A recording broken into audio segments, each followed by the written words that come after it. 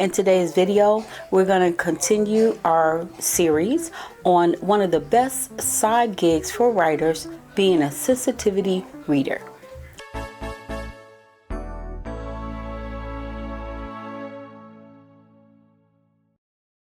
Before we get started, I wanted to give you guys a little bit of what I'm looking at here where I stay. The weather is acting a fool. Take a look. Yep. Supposed to be like what, fall? Look more like dang on spring and winter together. Shameful. Right. My name is Angela and this is AK Hero Writes, and what we do here is we look at diversity in publishing and diversity in books for readers and for writers, and we also will be looking at my journey as I become a debut author. Your feedback matters. Understand that the feedback you are giving is going to help that creator put out work that hopefully will positively resonate with the world. You should also be a person that is comfortable working with a variety of people. People who may not look like you, who may come from a different background than you. Know that working with a variety of people is something that should be comfortable for you. You definitely should be a person that is non-judgmental. People are coming to you to get help with a subject that they don't know too much about, may not know anything about. And so being a non-judgmental person, it's going to help people to come to sensitivity readers for the assistance that they need, instead of guessing and possibly injuring people of a marginalized group or a focus group. And you also need to be a critical thinker. Yes, we critique the work. Yes, we give our opinions based on our backgrounds and other things like that. But critiquing work and offering feedback, helpful feedback, is different than being a cynical person. You should not at any time be saying something like, how didn't you know that? If they knew it, they wouldn't be coming to you.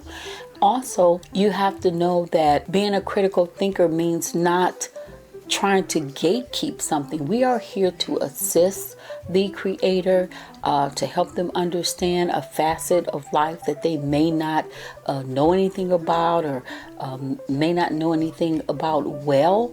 And so you have to have a sense of knowing how to do a balancing act so that you are giving honest, truthful feedback, but you are not cynical about it. You are not mean-spirited about it, and you are giving the feedback for the person to learn and to hopefully put into their work so that others can learn.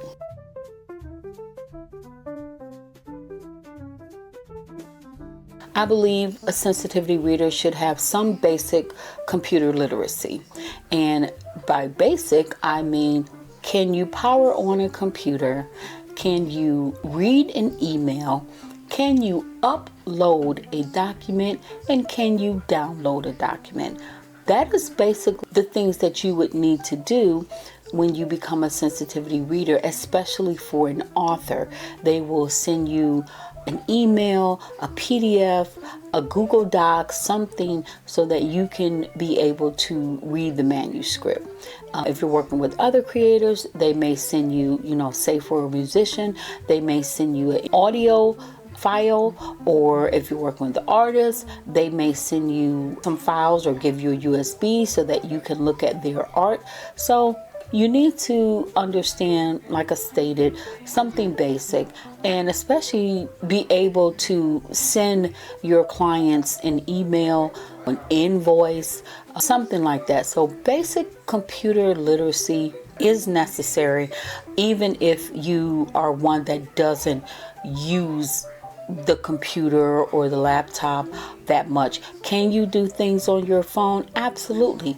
Will it be probably tougher or harder, more difficult, more challenging? Yes, sometimes, because some files are not able to be looked at through a cell phone.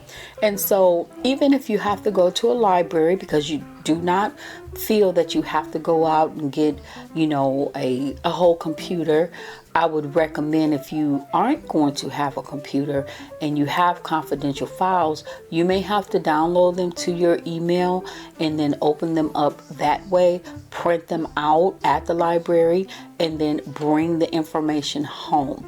Do not leave information. You always want to delete the information once you've gotten what you need. In addition, you need to be a person that is able to be very confidential about someone's work. Most of the time when you get a request for a sensitivity read, this is for work that is not out in the public yet. And so as creators, we all want to have our work be shown to the public in its best form. Treat it as you would treat your own work. You definitely want to be a person that likes to read.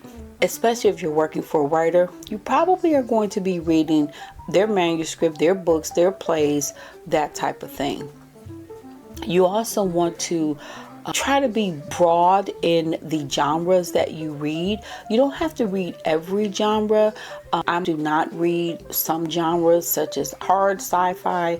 I'm not really into true crime. I'm not really into horror. I don't even like comedic horror, but I am flexible with other areas. My specialty is historical fiction.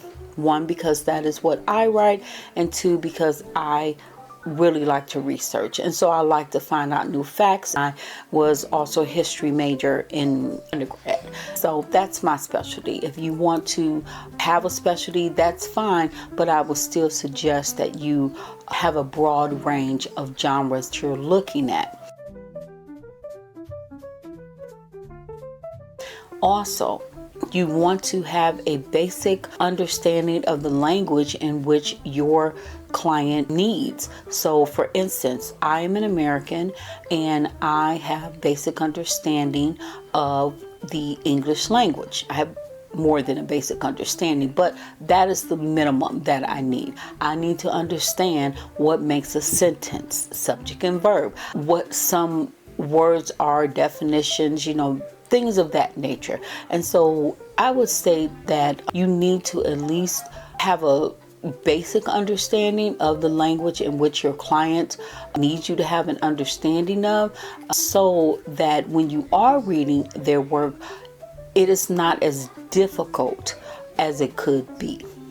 Sensitivity work also involves writing reports, sending emails, all of those things. So having a firm understanding of, again, the language skills of your particular client, their desired, language, is very important and will make your job much easier.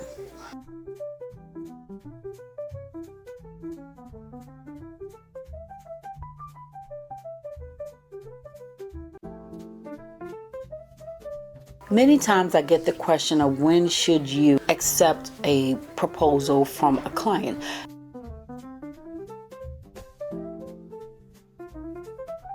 Whether you've gotten the client through a referral, whether you've gotten the client through a third-party platform, you want to ask them questions to make sure that it is a good fit for you. And I will go into more detail about what questions you might want to ask the person, but I would state that when you're trying to figure out whether you want to accept a client or not, you do need to vet that client first. You also want to make sure that the client understands your role as a sensitivity reader. You want to make sure that they understand what it is that you actually do. Make sure that they understand the difference between being a beta reader and being a sensitivity reader. Okay? You also want to Let them know you're not their employee and you're not their boss. This is a two-way street. They're going to help you to help them. And so you will ask them questions up front, that type of thing, just to make sure that you guys can work well together, that they understand what you will be doing for them, and that will reduce hopefully any type of confusion as you go about the process and at the end of the project.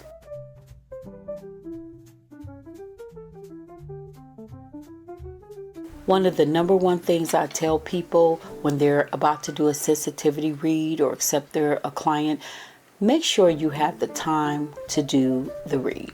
Yeah, because our lives are so busy and we want to help someone, we want to promise someone we can do a read, but we may not have the time. If you are writing and you know that you have work that you have to get out, concentrate on that project. If you know that you're going to have medical appointments coming up, if you're going to have events with your children or your family coming up, if you know that you have some seminars to do, then it's not the right time for you because you won't have adequate time. Now, I will say that, and I'll talk about this more in the how you do the sensitivity readings, but I have found that adding in extra time for my sensitivity readings always helps. So for instance, if I feel it might take me a week and a half, I normally double that time. I normally will say it will take me 3 weeks, because with having a disability, with having things all of a sudden come up with my family, with having things all of a sudden come up in the writing community that I want to participate in, that I didn't know about before I took on this client, I want to make sure that I have a cushion of time to go through the project. Sometimes you may get a sample of the work and wholeheartedly feel like, oh, I can finish this, in a week. Then you get to the middle part and there is a lot of work to be done, okay? And so you just want to allow time to be able to do the project.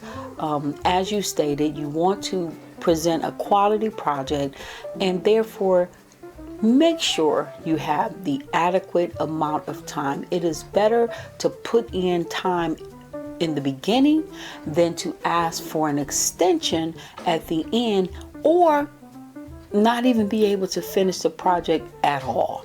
Make sure you have adequate time. That will serve you well.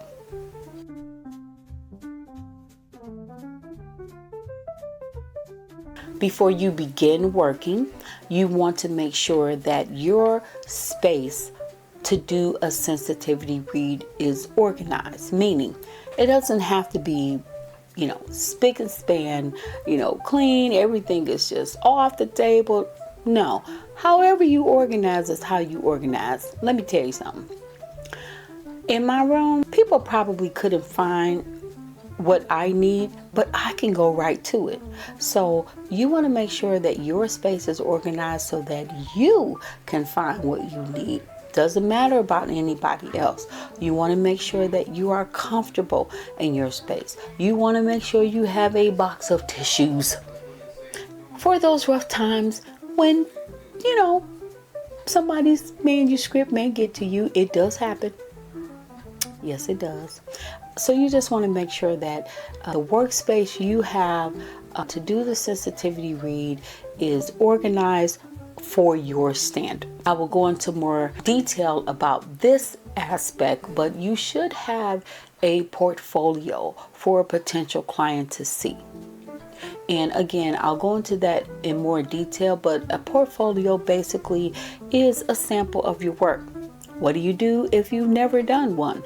We'll talk about that in the how part, but everyone can have a portfolio, and it doesn't matter whether you've ever done a sensitivity read before.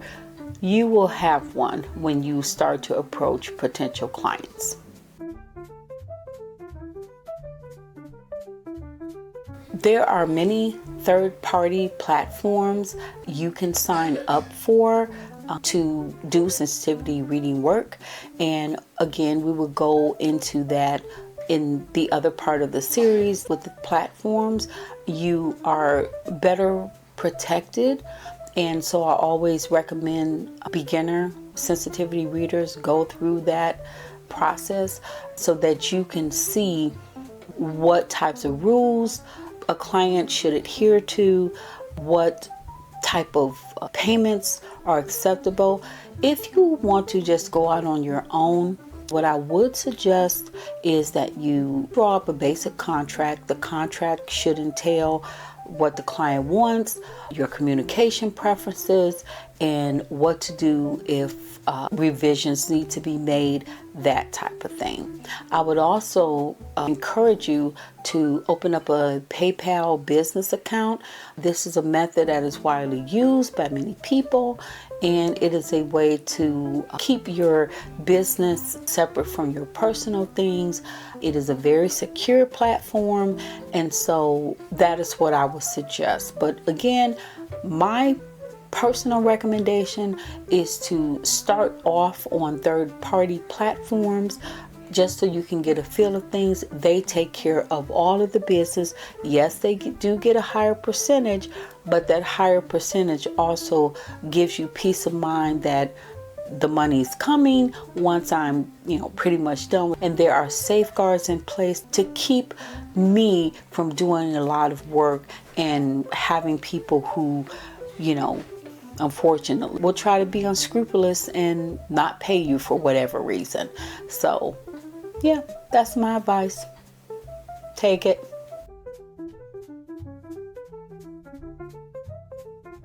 I've stated this before, with this type of career, you want to make sure that your health is in the best possible state that it can be in. And what I mean by that is you want to, as much as possible, make sure that your physical health is great or stable, because I have a disability and I just, make sure that my physical health is stable. Again, I add in that cushion because sometimes my disability goes off the rail. She is very rude. Anyway, or as you're looking at the client's project, if you start to have some mental health issues, because this can be a very emotionally draining process. This is why a lot of people don't do it.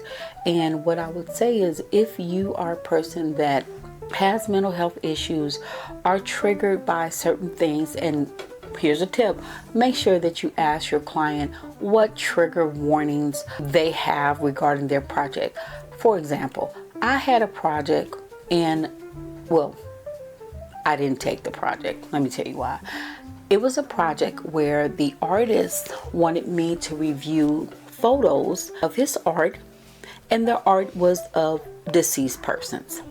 Now, I have had a phobia about deceased persons since I was very young. He did find, other people that were willing to look at his art, but I was not one of them.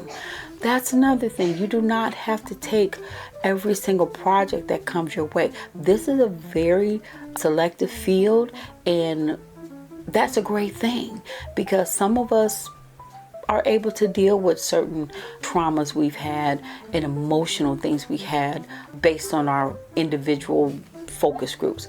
Other people are not. So even though I am able to deal with racism towards African Americans, other people are not, okay?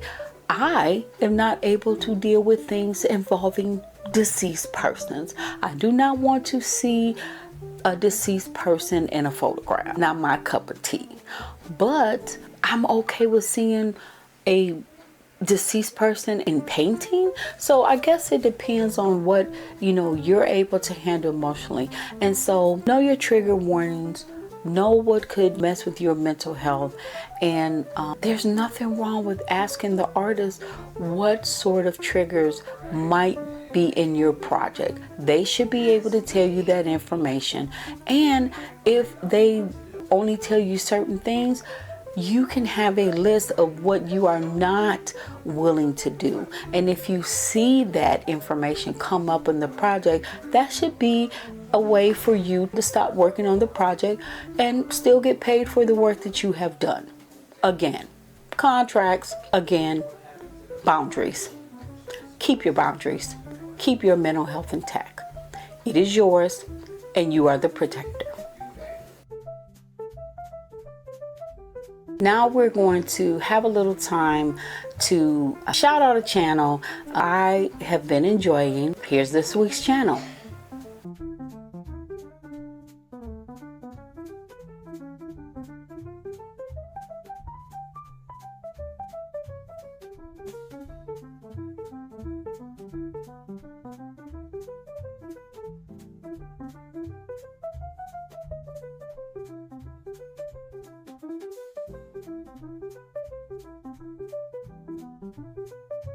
This is going to be a 3-part, maybe 4-part series. This is a part 2, and somewhere around here I'll put the card for you to watch part 1 if you have not.